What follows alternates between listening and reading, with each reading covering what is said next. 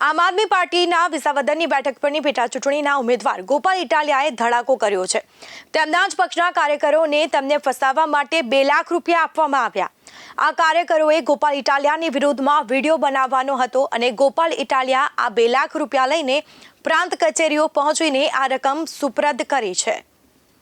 ગોપાલ ઇટાલિયાએ દાવો કર્યો હતો કે તેમના પક્ષના કાર્યકર હરદેવભાઈને અજાણ્યા સ્થળેથી ફોન આપવામાં આવ્યો અને જણાવ્યું હતું કે ગોપાલ ઇટાલિયા સામે વિડીયો બનાવવામાં આવે અને આ બદલ તેમને ટિકિટ આપવામાં પણ આવશે અને તેમાં 5 લાખ રૂપિયા પણ આપવામાં આવશે। તેમાં 2 લાખ તો વિડીયો બનાવશે તે પહેલા આપી દેવાશે અને બાકીની રકમ વિડીયો બનાવીને વાયરલ કર્યા પછી આપવામાં આવશે। આમ પક્ષનો જ કાર્યકર પક્ષના જ ઉમેદવારને અપશબ્દો બોલે અને તેની સામે પ્રચાર કરે તે બદલ તેના માટે રકમ આપવામાં આવી હતી। હરદેવભાઈએ તરત જ આની જાણ પક્ષમાં કરી હતી અને તેના પગલે પક્ષે તરત જ મીટિંગ કરી અને તેનું સ્ટ્રિંગ કરવાનો નિર્ણય લીધો। ગોપાલ ઇટાલિયાએ પોતે સ્ટ્રિંગમાં જોડાયા હતા। તેમનો દાવો હતો કે હરદેવભાઈને જણાવાયું હતું તમે જો આમ આદમી પાર્ટીમાંથી બીજા માણસો તોડી લાવશો તો તેના અલગ અલગ ભાવ હશે। તેમણે જણાવ્યું હતું કે આમ ચૂંટણી પૂર્વે જ રૂપિયાની રમત ચાલુ થઈ ગઈ છે। તેમણે જણાવ્યું હતું કે પક્ષના નાના કાર્યકરો સાથે કેવી રમત રમવામાં આવે છે તેનો પુરાવો આ રૂપિયા છે।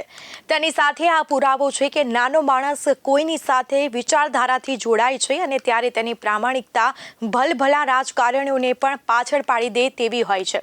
આ નાનો કાર્યકર હંમેશા પક્ષ વિચારધારાથી જોડાયેલો રહે છે અને તે જ પક્ષને મોટો બનાવે છે અને તેની મહેનત પક્ષને લઈને આગળ આવે છે। ગોપાલ ઇટાલિયાએ પોતે ચૂંટણી પૂર્વે રૂપિયાના આ ખેલનો આખો વિડીયો ઉતાર્યો છે અને તેણે પોતે હવે આ રમત નજરે નજર નિહાળી છે। તેમણે જણાવ્યું છે કે મને પોતાને અપેક્ષા તો હતી કે આવું થવાનું છે પરંતુ હું પોતે તેનો હિસ્સો બનીશ તેની મને ખબર નહોતી।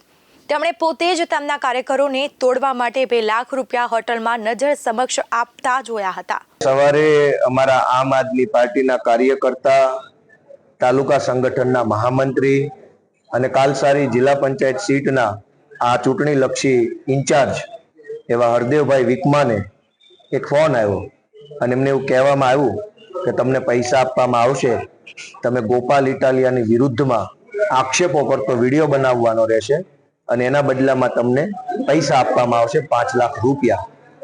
હરદેવભાઈ વિકમાએ અમારી પાર્ટીના મનોજભાઈ સોરઠિયાનો સંપર્ક કર્યો, મનોજભાઈને હકીકત જણાવી।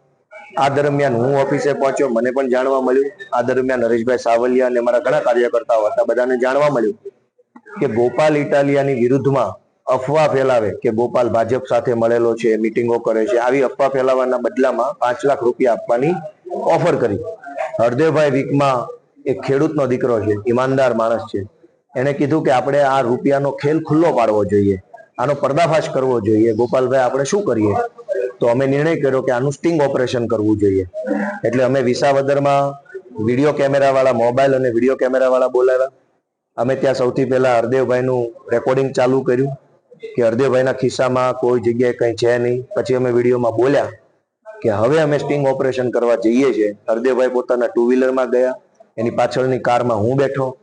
સળંગ રેકોર્ડિંગ, સળંગ, કશું જ ક્યાંય કટકા કર્યા વગર સળંગ રેકોર્ડિંગ કરીને અમે ત્યાં સાયોના ગોલ્ડ હોટલની બહાર કારમાં કેમેરો ચાલુ રાખ્યો। અમે હરદેવભાઈ ઉપર હોટલમાં ગયા, ત્યાં એમને લલિતભાઈ વસોયા, લલિતભાઈ કગતરા, ભરતભાઈ વિરડિયા, આ સિવાય અજાણ્યા કેટલાક વ્યક્તિ હતા જેને હરદેવભાઈ નથી ઓળખતા।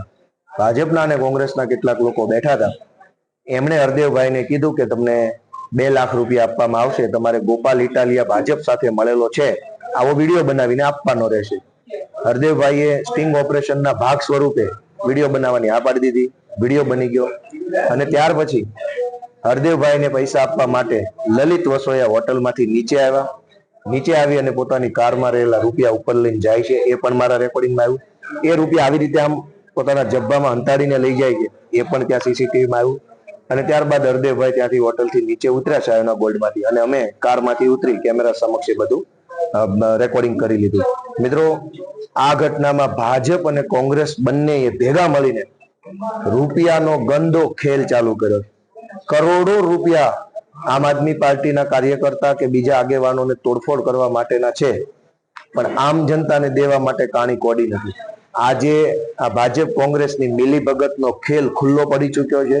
તેમણે જણાવ્યું હતું કે આ બતાવે છે કે એક ચૂંટણીમાં કેટલું બધું દાવ ઉપર લાગેલું હોય છે. હું પોતે આમ આદમી પાર્ટીનો સામાન્ય ઉમેદવાર છું. મારી આગળ ભાજપ અને કોંગ્રેસ છે. આજે ફક્ત મને બદનામ કરવા અને પ્રજાની નજરમાં ઉતારી પાડવા માટે મારા પક્ષના માણસોનો જ કેવી રીતે હાથા તરીકે ઉપયોગ કરવામાં આવે છે. એક સાચી વ્યક્તિને પછાડવા માટે કેવી રમત રમાય છે તે મેં આજે ચૂંટણીમાં નજરો નજર નિહાળ્યું હતું. આજે ગુજરાતમાં એક વિસાવદરની પેટા ચૂંટણી શું ભાજપ અને કોંગ્રેસ બંને પક્ષ માટે આટલી જબરદસ્ત પ્રતિષ્ઠાનો વિષય બની ગઈ છે? તેમના માટે શું ગોપાલ ઇટાલિયા એટલી મોટી હસ્તી છે કે તેના માણસોને તોડવા રૂપિયા આપવા પડે? શું ગોપાલ ઇટાલિયાનો કોંગ્રેસ અને ભાજપને આટલો બધો ડર લાગે છે? શું તેઓને આમ આદમી પાર્ટીના વૈચારિક સિદ્ધાંતોનો ડર લાગે છે? તેમને ભ્રષ્ટાચાર વિરોધી પક્ષનો ડર લાગે છે? આવા અનેક સવાલો આ ચૂંટણી પૂર્વે ઉઠવા પામ્યા છે.